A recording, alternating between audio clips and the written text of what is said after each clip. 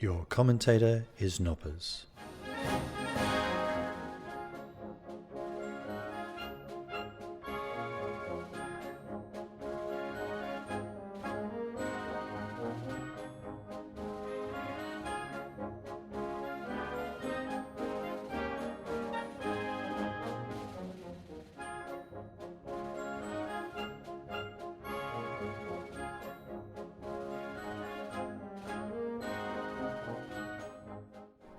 There are many well-known commanders from World War II.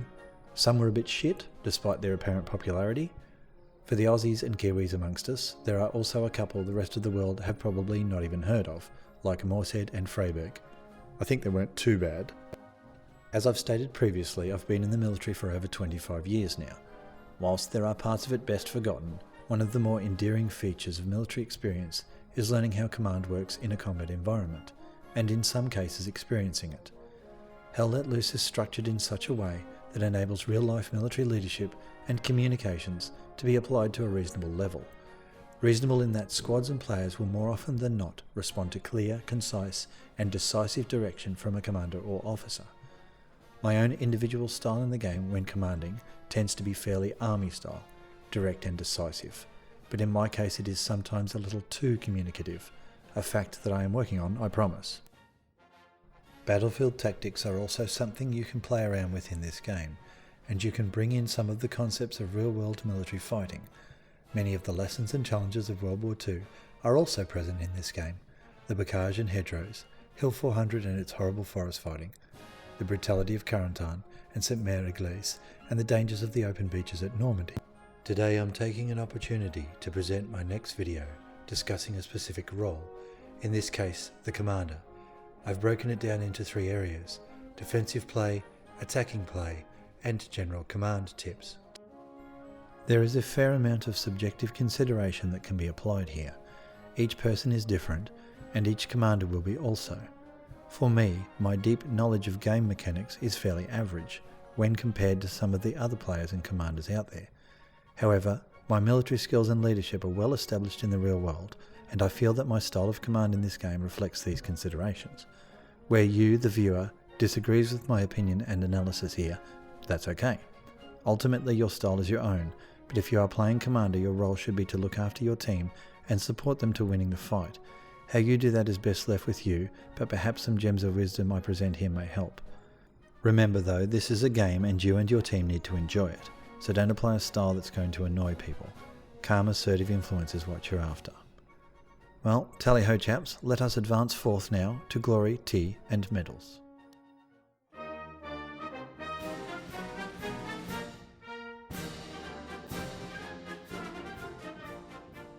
Done me well for like 8 years, man.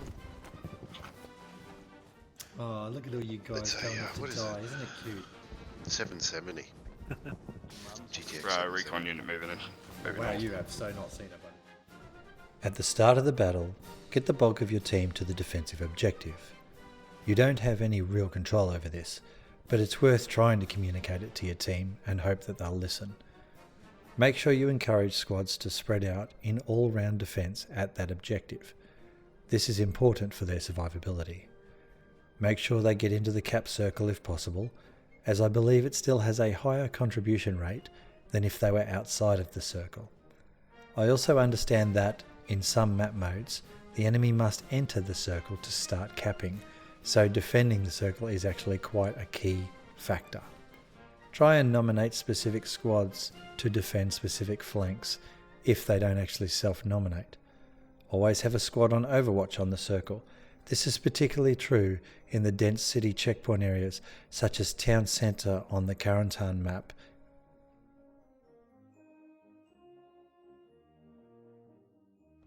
Yeah, done, mate. Item squad, Magus Morgus, can you hear me? Yeah, mate, what's up? What do you need?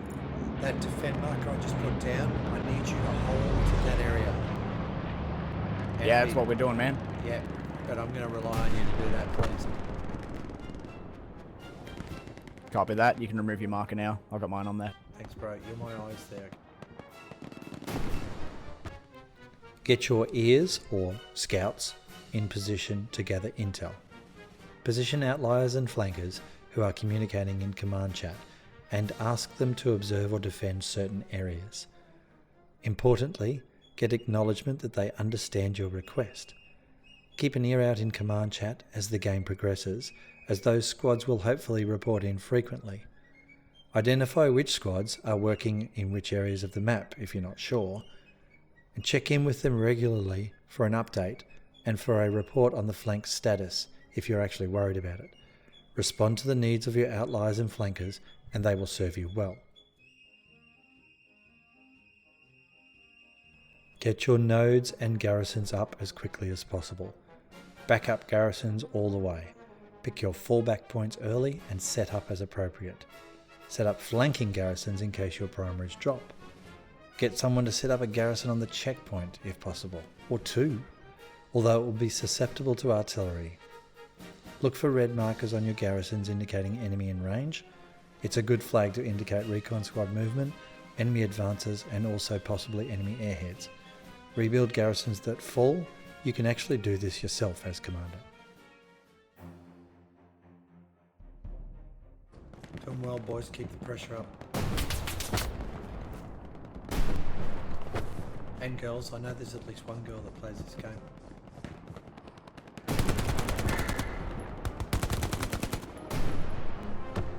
That might be their airhead, both garages lit up. Yep, they're starting to push where item squad is camping. That could be an airhead that just got dropped, hey? Airhead. Yep, airhead. Righto, get your asses back. On me, the airhead's literally on me. Watch out for airheads. Respond quickly by requesting your specific squads to redeploy back to that location to defend, if they're available, or otherwise transmit a general request for assistance urgently. You need to hammer this infection down pretty quick, or it will spread like a virus amongst your team and wipe out garrisons and OPs, as well as having squads fold due to being shot in the back. Make sure that you have a couple of folks, yourself in a recon squad perhaps, sweep around for about a 1 grid square radius to clear out any enemy OPs and stragglers that were left behind.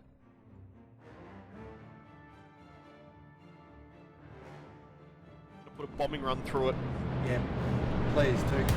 Okay, lots of enemy infantry moving Yep. up the hill. My marker, like fucking 20. Actually, I had that marked. They might get caught in that bombing run.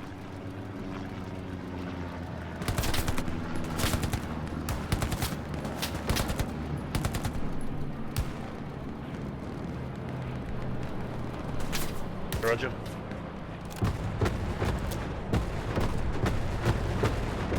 Very good bombing run, Tony.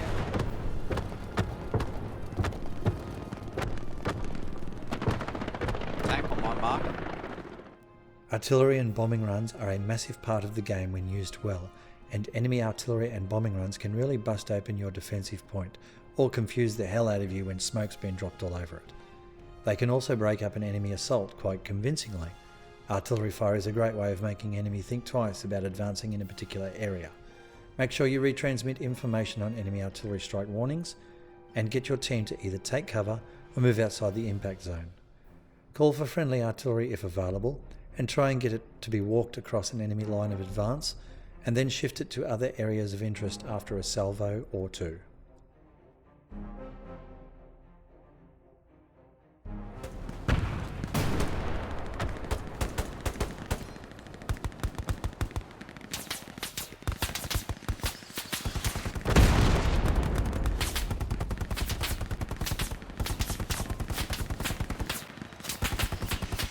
You can put barbed wire in the trenches too. Barbed wire in the trenches works a treat too, Noppers. Because they have to stand up to run on it. Encourage squads to place defensive items such as mines, barricades, barbed wire, sandbag emplacements, and so on along the lines of potential enemy advance. Provide advice, only if your knowledge is up to it, on particular terrain features as you would like defended. An example is at Foy, where you can install a layered defence as there are open spaces of 50 metres or more between various pieces of cover. Another example is to booby trap a trench system as I'm doing here, making it awkward or impossible for the enemy to use that as cover from your troops who are defending nearby. As commander, you can provide this type of guidance to your team and educate them on how to better defend a checkpoint.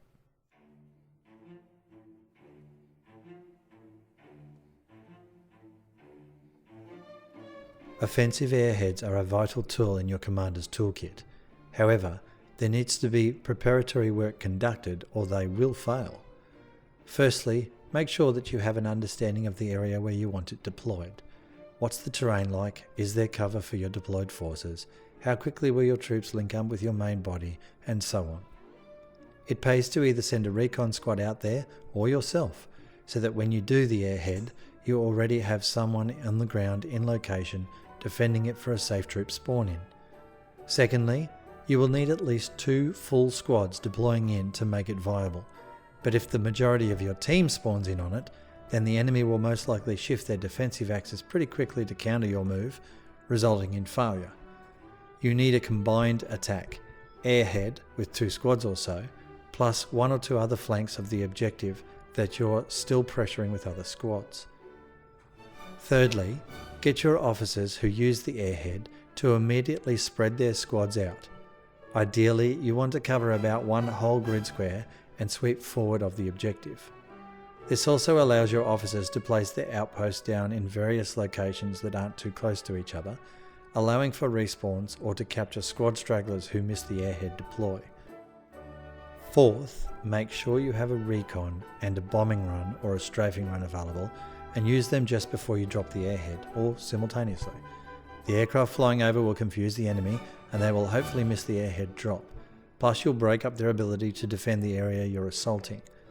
Finally, if you have friendly artillery available, get some smoke in on the assault lines and maybe a few HE rounds on the objective to help your troops close and engage.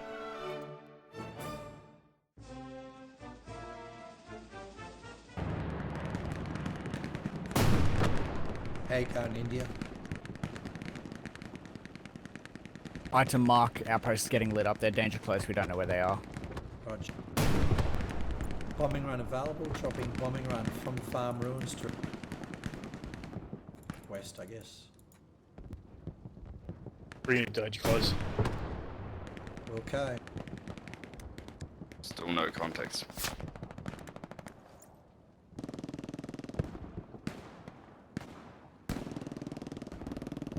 Bombing run, danger close, farm ruins. You need to coordinate assaults with combined arms activities, such as tanks, airstrikes, artillery, machine gun fire, and so on. Try and get your tanks to communicate with an infantry squad or 2 and advance together. Encourage officers and artillery to use smoke forward of the advance across a broad space. You can also contribute there as you have smoke grenades, so it's a good time for you to join the fun on the ground. Only do this if you have completed other activities such as recon and bombing runs, or you're able to do it whilst fighting. Sometimes it's also useful for the commander to be on the artillery. I know some commanders who, when they're preparing for an assault, arrange for 2 to 5 other players to join them on the 3 artillery pieces and conduct a concentrated HE and smoke barrage on objectives just before the assault starts, exactly like what occurred in World War II on various fronts. Okay, a quick and dirty on solo artillery. What you want to do is you want to pick a primary impact point and then fire a round at that, and then your next 2 rounds are either going to go 2 degrees left and right of that impact point or 10 mils forwards and backwards of that impact point. The reason you do that is you're trying for 3 or 4 round groups when you fire artillery, and then you shift your fire to another location completely. That way you're not burning resources, but you are being effective. What is vitally important here when you're on solo artillery is that you are actually using one of these artillery calculators, unless you're some sort of mapping and artillery guru like a surveyor artillery or a forward observer. For the record, I used to be a surveyor artillery and I use this calculator.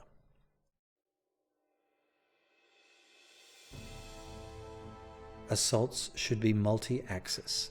If your squads are bottlenecking on 1 or 2 key pieces of terrain, for example a hedgerow or a creek area, you'll soon be able to step from corpse to corpse without touching the ground. Select squads in command chat and ask them to adjust their attack to flank more. Ideally, you want a main body push with 2 flanking arms, and you should be approaching the objective from a 270-degree arc. You can try for rear flanking, as you can see here, but it is a lot harder in the latest update with no garrisons being able to be placed down that way. Encourage squads to place their OPs on the flanks if appropriate to assist with respawning. OPs should be within 200 meters of an objective in order to facilitate faster reinforcement. Closer is preferred, but there is the threat that the enemy may see that OP and wipe it out. A lot coming in from that direct north. The guys are looking at that one. Multi-axis assaults are the preference, like what you can see the enemy doing here to us. There are a bunch of threats though that occur for both sides. It can help having you on the ground at the assault location, observing squads advancing and providing guidance to them to stop friendly fire and stuff like that. More often than not, officers are in the thick of it and are fighting for their lives, and they don't have great situational awareness. Personally, I know this is something that I am looking to improve on with my commanding, is being a bit of a guide on the ground during a big defensive push or a big assault push like here. Think Major Winters from Band of Brothers, sort of at the back but right in it. Maybe with the odd smoke grenade thrown in. Take opportunities to shape an assault without focusing on using your weapon. Yes, followership is a word. Your team won't always follow your desires. In fact, it would be fair to say that about 20 or 30% of them will be doing stuff completely oblivious to you or their officers or their squads.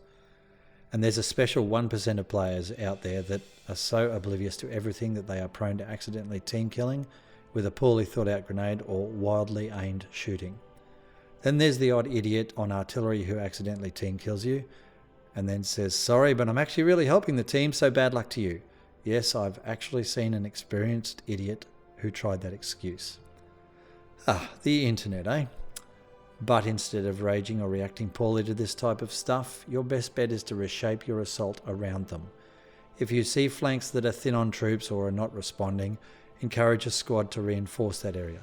But make sure you pick the right squad and not one that will leave a critical hole somewhere else if they relocate to meet your request.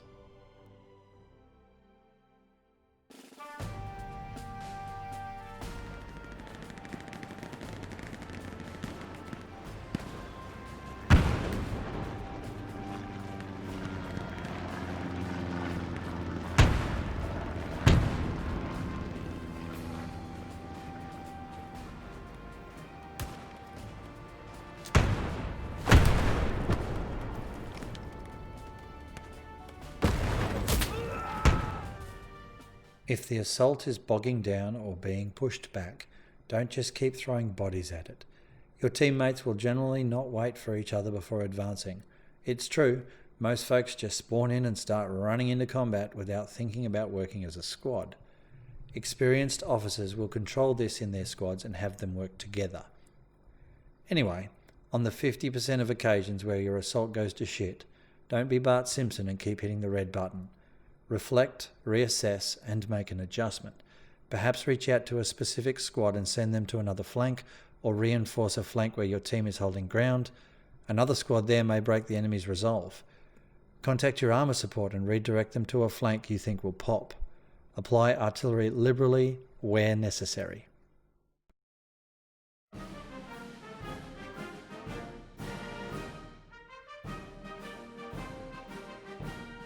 Keep your map situational awareness high.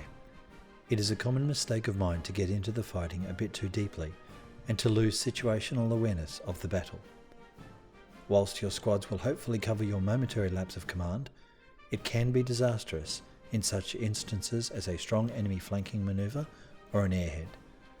Dying also tends to slow down your ability to look at the map, including marking items of interest or using your resources such as flyovers and tank drops.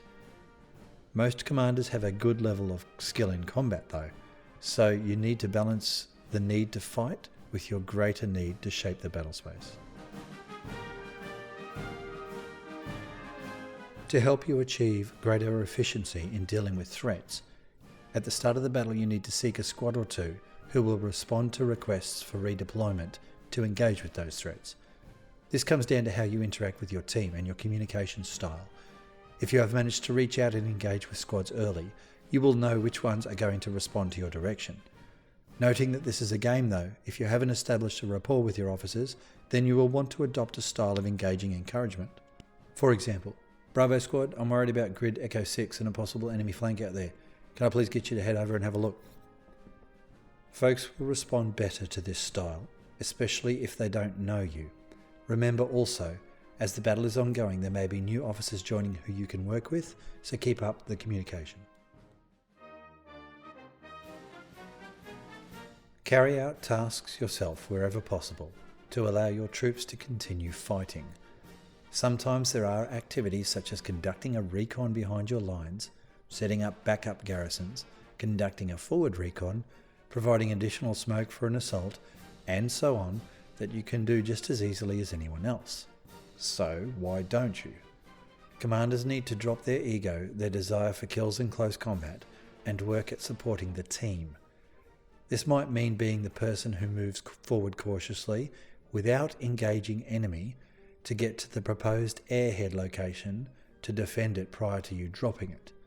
Or you could be the one to sweep for enemy OPs in your defensive zone.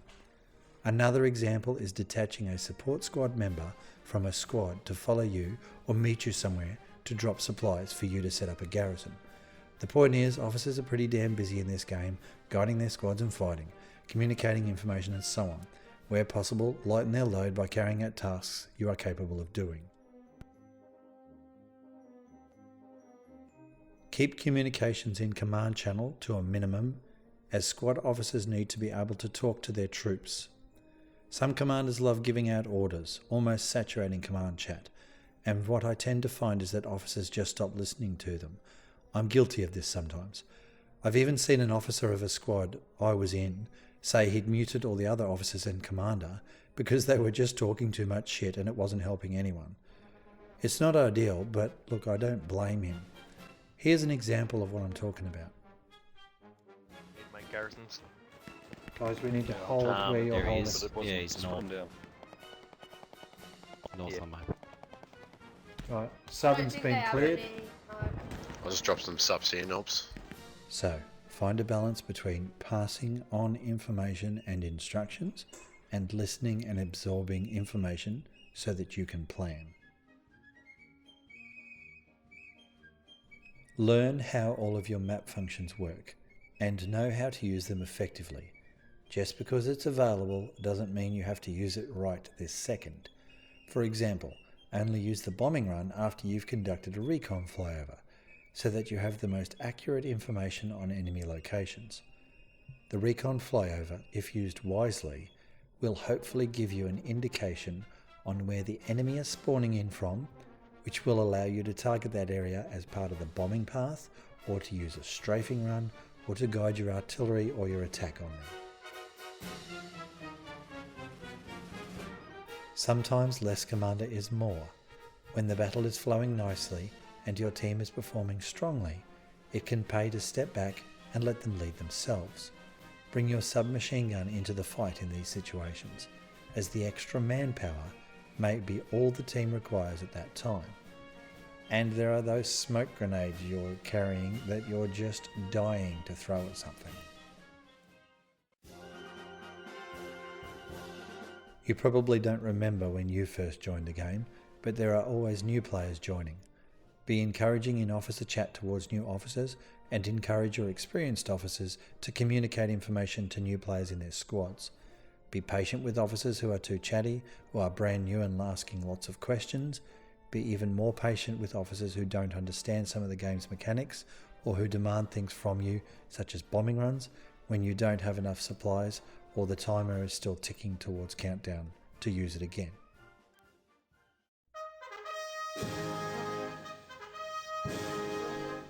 If you're new to commanding, then there are other resources you need to check out on top of this video.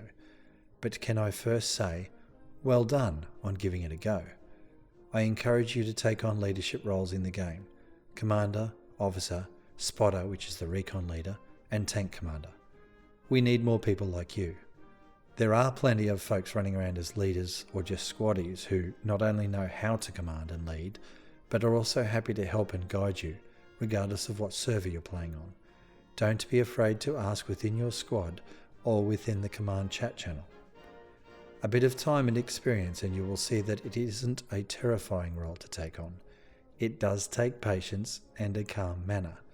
Remember also, battles rely on good squads to carry a victory. The commander is really just a cog in that great machine. And I've seen battles won without commanders. But a good commander, supportive, engaging, observant and intelligent, can turn a battle enough so that your team regains the initiative and secures a victory. If you are calm, assertive and influential, your team will enjoy your leadership.